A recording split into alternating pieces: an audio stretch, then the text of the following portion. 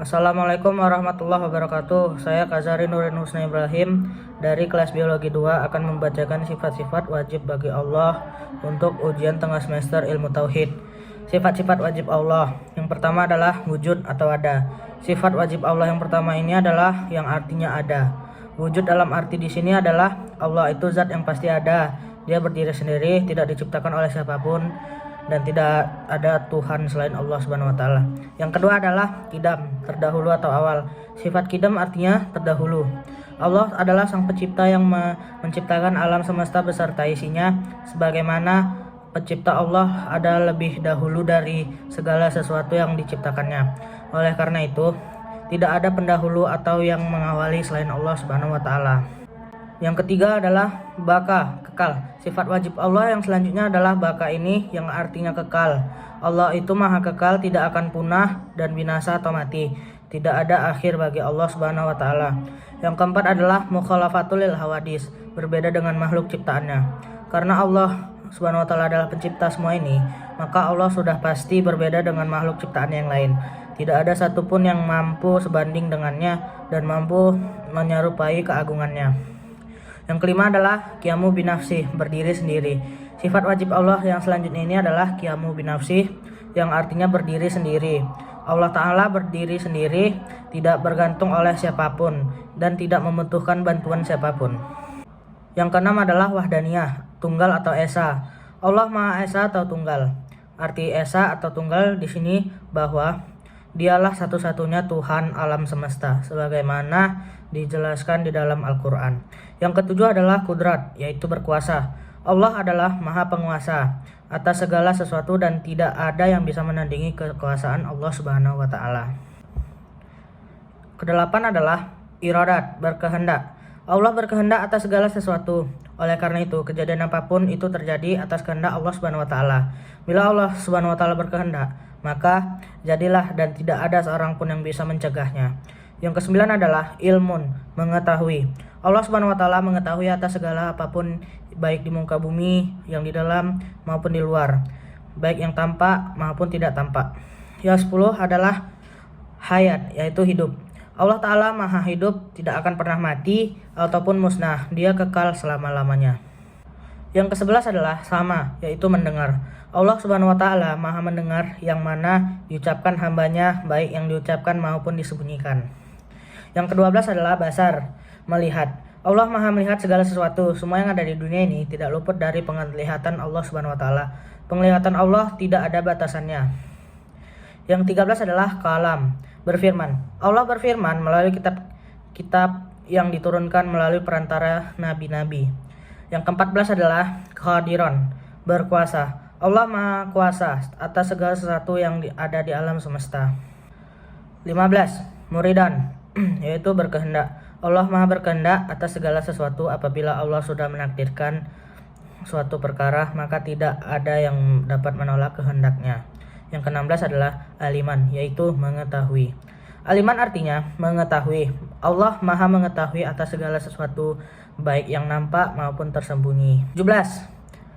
Hayan, atau hidup. Allah maha hidup. Dia selalu mengawasi hamba-hambanya dan tidak pernah tidur. Allah tidak tidur.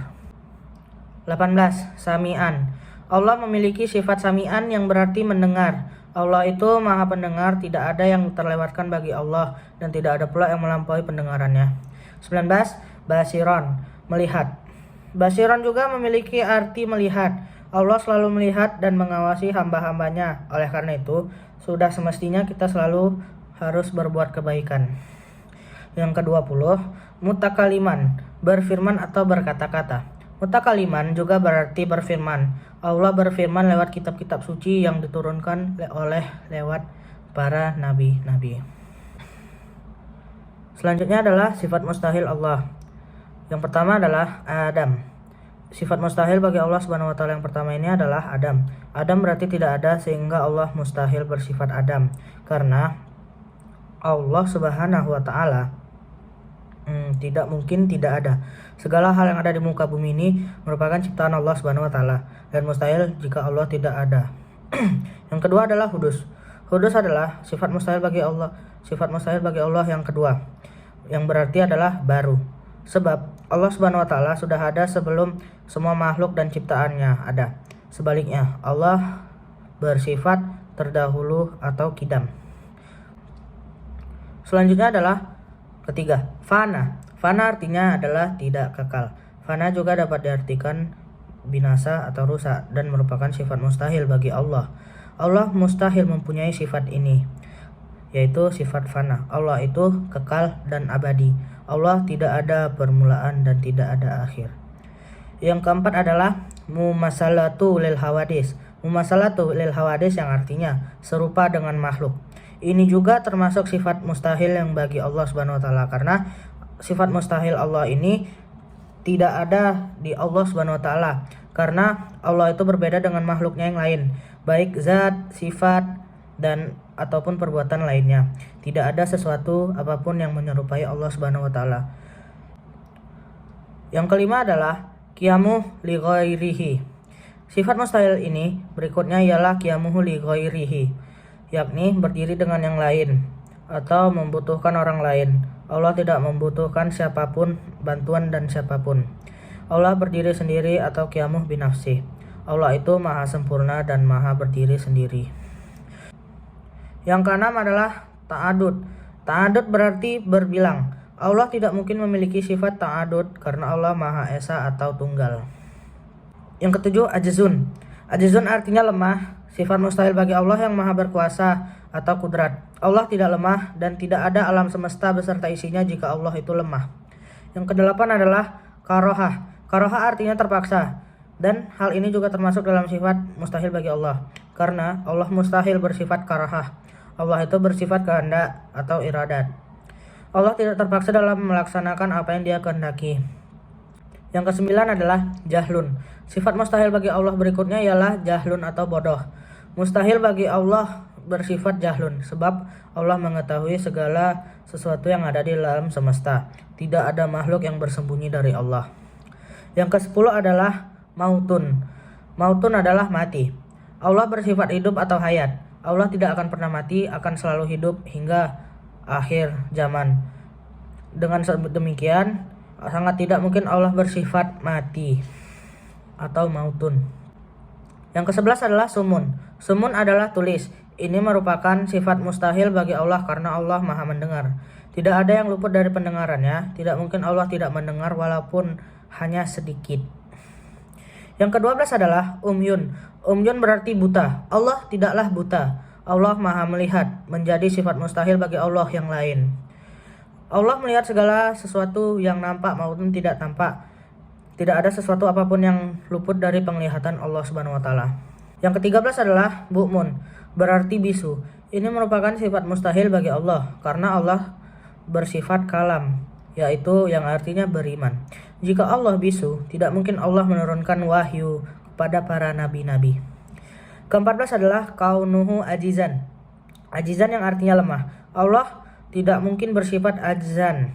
Allah maha berkuasa, tidak mungkin Allah itu lemah. Segala sesuatu yang terjadi itu atas kehendak dan kekuasaannya. Allah pun tidak memerlukan bantuan siapapun. Jadi Allah itu sangat mustahil bersifat ajzan. Yang ke-15 adalah kaunuhu karihan. Sifat mustahil bagi Allah yang selanjutnya ini adalah karihan, yang berarti maha terpaksa. Tidak mungkin Allah bersifat karihan karena Allah maha berkehendak atau muridan. Semua yang ada di dalam alam semesta ini terjadi atas kehendak Allah. Allah tidak merasa terpaksa melakukannya. Yang ke-16 adalah kaunuhu jahilun. Kaunuhu jahilun berarti maha bodoh. Ini merupakan sifat mustahil bagi Allah karena Allah maha mengetahui. Semua ilmu itu bersumber dari Allah Subhanahu wa taala. Yang ke-17 adalah kaunuhu mayitun. Mayitun artinya mati. Hal ini juga termasuk sifat mustahil bagi Allah Subhanahu wa taala. Padahal Allah kekal, abadi, dan tidak ada awal maupun akhir. Allah tidak akan pernah mati. Bahkan Allah itu tidak pernah tidur dan tidak pernah lupa. Allah pun tidak pernah merasa lelah. Jadi mustahil bagi Allah yang memiliki sifat mayitun, sangat mustahil. Yang ke-18 adalah kaunuhu asama. Asama artinya yang maha tuli. Allah itu maha mendengar, bahkan yang paling tersembunyi sekalipun Allah sangat mendengar apa yang tidak kita dengar. Allah tidak mungkin bersifat maha tuli.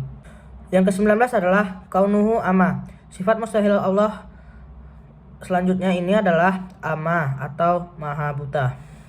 Sebab Allah maha melihat. Allah melihat semua ciptaannya tanpa terkecuali. Allah pun dapat melihat apa yang tersembunyi di dalam hati. Yang terakhir adalah 20. Kaunuhu abkama. Abkama artinya maha bisu. Allah mustahil memiliki sifat abkama ini, karena Allah itu justru mempunyai sifat mutakaliman atau maha berfirman. Jika Allah bisu, tidak mungkin ada kitab yang dinyawahyukan kepada para nabi dan rasul. Sekian, wassalamualaikum warahmatullahi wabarakatuh.